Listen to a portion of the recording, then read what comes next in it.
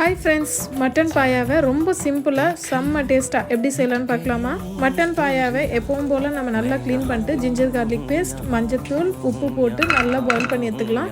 ஒரு ஜாரில் cashew nut, உங்களுக்கு தேவையான ஸ்பைஸ்க்கு ஏற்ற மாதிரி பச்சை மிளகா, சோம்பு, கசகசா போட்டு பேஸ்ட் பண்ணிக்கலாம். இங்கே தேங்காய் கிடைக்காது, அதனால் நான் கோகோனட் பேஸ்ட் யூஸ் பண்ணுறேன். நீங்கள் கோகோனட் யூஸ் பண்ணுங்கள். நல்லா கிரைண்ட் பண்ணி எடுத்துக்கோங்க. அடுத்தது ஒரு பேன் எடுத்துக்கோங்க. நம்மளுக்கு வேண்டிய ஆயிலை நம்ம போட்டுக்கிட்டு கீலாம் யூஸ் பண்ணாதீங்க, லாஸ்ட்டாக யூஸ் பண்ணிக்கலாம். ஆனியன் போட்டு நல்லா ஒரு ப்ரௌனிஷாக வந்த பிறகு கரம் மசாலா போடுங்க. எப்போவுமே கரம் மசாலா ஃபஸ்ட்டு போடாதீங்க.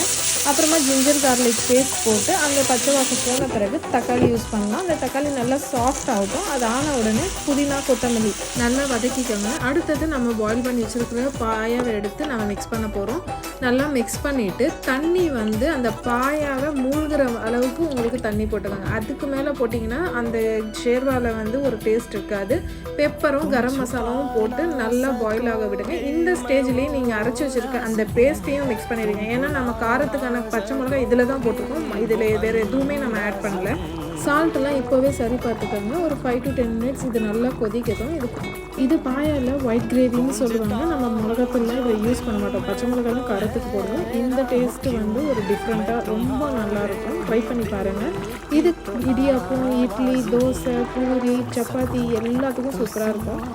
லாஸ்ட்டாச்சு நம்ம ஆஃப் பண்ணும்போது ஒரு ஸ்பூன் நெய் மட்டும் போட்டு அதை நல்லா கிண்டிட்டு ரொம்ப திக்காக விடாதீங்க. ஏன்னா இது ஆறின உடனே ரொம்ப திக்காகும்.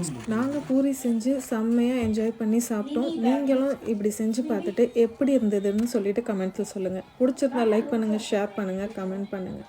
பாய்.